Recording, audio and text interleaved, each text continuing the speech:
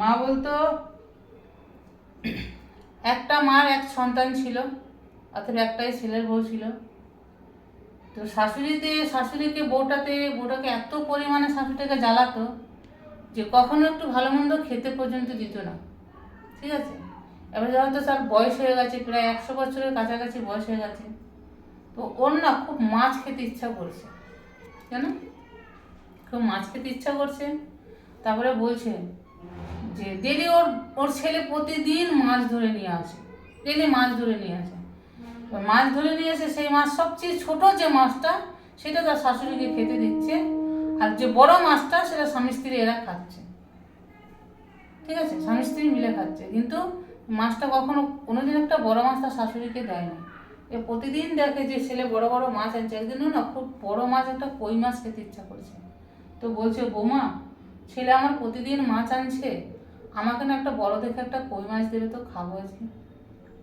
ঠিক আছে ঠিক আছে, তোমার যখন ছেলে আসবে, যখন খেতে দেবো, তখন তুমি বলবে যে বৌমা আমি তোমায় কি কইছিলাম, মানে কি বলেছি, আগেকার ভাষা তো সে বাংলাদেশের ভাষা, তোমায় কি তোমায় কি বলছিলাম ওটা বলবে তুমি আমাকে। তো তখন আমি বুঝে যাব, আমি তোমাকে বড় কই মাছ দেবো। বুঝতে পারবে? এবার রান্না বান্না করেছে, ছেলে চান টান করেছে, করে খেতে বসেছে। খেতে বসার পরে বলছে, যখন ছেলে খেতে বসেছে তখন ওর মা এসে বলছে, বৌমা আমি তোমায় কি বলছিলাম, মানে বড় কই মাছটা চাইছে, সেটা তো বলতে পারছে না, আমাকে একটা বড় থেকে কই মাছ দেবে। এসে বলছে, মা আমি তোমায় কিছু বলছিলাম। তখন ছেলে জিজ্ঞাসা করছে, হ্যাঁ গো মা আমার কি বলছে? বলছে কি বলবে আর, ওটা বলতে পারছে না। বুড়া বয়সে তোমার মা জওয়ান হতে চলেছে, এবার তোমার মার বুড়া বয়সে এক স্বামী চাই, সঙ্গিনী চাই তোমার মার। এবার ছেলের কথাটা শুনে না খুব রাগ হলো, যে হ্যাঁ আমার মার এত বয়স হয়ে গেছে, আর আমার মা বুড়ো হয়ে গেছে, আর আমার মা এই কথা বলছে এখন। ছি ছি ছি ছি ছি, মাকে তো আর রাখবো না এখানে, মাকে বনবাস দিয়ে আসবো। কি করলো, আদা খাওয়াছে, ছেলেটাও খেলো না, ওকে তো আর কই মাছ দিলই না। মানে ওকে দোষী করার জন্য ছেলের সামনে কথাটা বলতে বলেছিল, যে মানে শাশুড়িকে দোষী করার জন্য। তখন কি হলো, বলছে মা তাহলে তুমি উঠো, চলো কাপড় পরো। সে কোথায় যাবি বাবা আমাকে নিয়ে, মানে চলো না, তুমি শাড়ি পরো, তোমাকে নিয়ে আমি ঘুরতে যাব।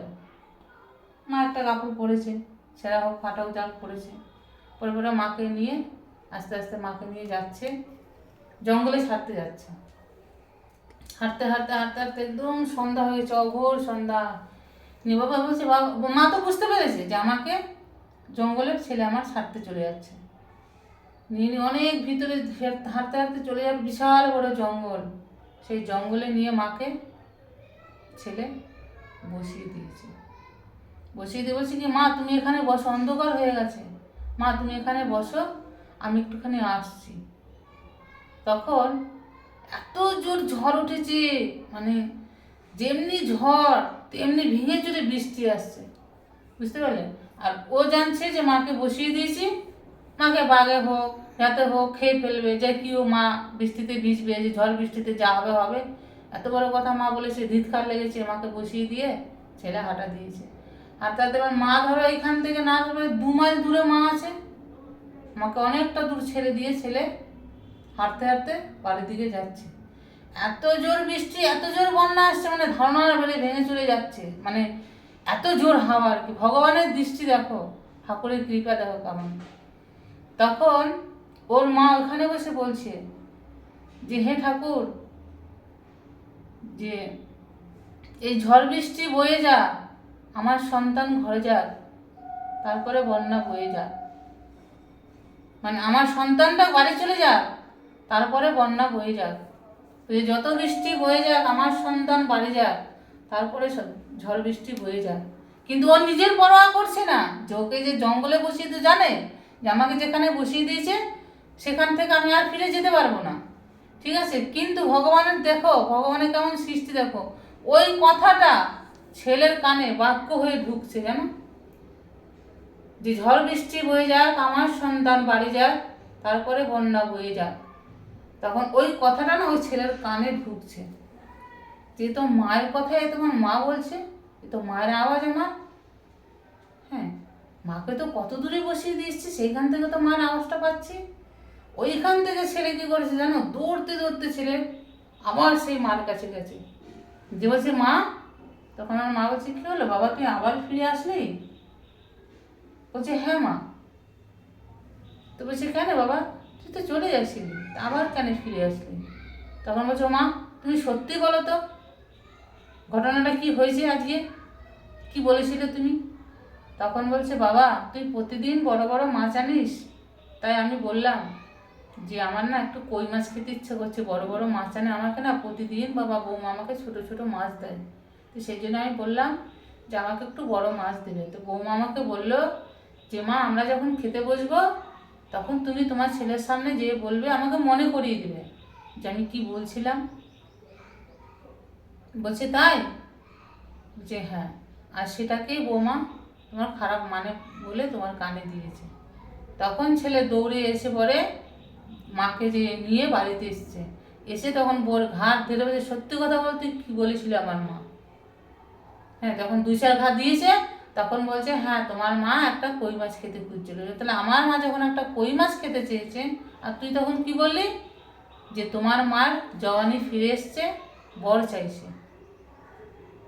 তাহলে বলে না যে মা দেখো, মাকে জঙ্গলে বসিয়ে দিয়েছে, মা নিজে জানে যে আমাকে জঙ্গলে বসিয়েছে, কিন্তু তা সত্ত্বেও তার সন্তানের জন্য সে খারাপটা চাইতে পারলো না।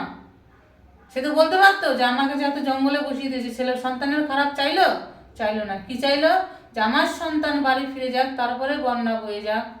হে ঠাকুর, আমার সন্তান বাড়ি ফিরে যাক, তারপরে বন্যা বয়ে যাক। কিন্তু সেই কথাটাই ছেলের কানে বাক্য হয়ে ঢুকেছে। এটা ঠাকুরের স্থান। সেই জন্য বলে যে ঈশ্বর এখনো আছে। মানুষ কিছু কিছু সময়ের জন্য না, যে বলে না ভগবান দিয়ে মানুষকে দেখে যে কতদূর এ উঠতে পারছে, পাক নিয়ে কতদূর পাক না। বড় বড় বিজনেসম্যান, বড় বড় টাকাওয়ালা, বড় বড় ব্যবসায়ীরা, বড় বড়, তারাও কিছু সময়ের জন্য পড়ে গেছে, পড়ে যায়। কিন্তু মানুষ দুটো পয়সা দিয়েছে, বলে না যে সোনা দিচ্ছে, যে গয়না দিচ্ছে, আয় আয় দে দে দে দে, কি দিয়েছে দে দে আমাকে দে, কি দিয়েছে দেখছে কি দিয়েছে। কিন্তু যে দুটো খারাপ কমেন্ট লিখছে, তার জন্য ঠাকুরের কাছে প্রার্থনা করছে মা তুমি ওকে অসুর হয়ে বধ করো।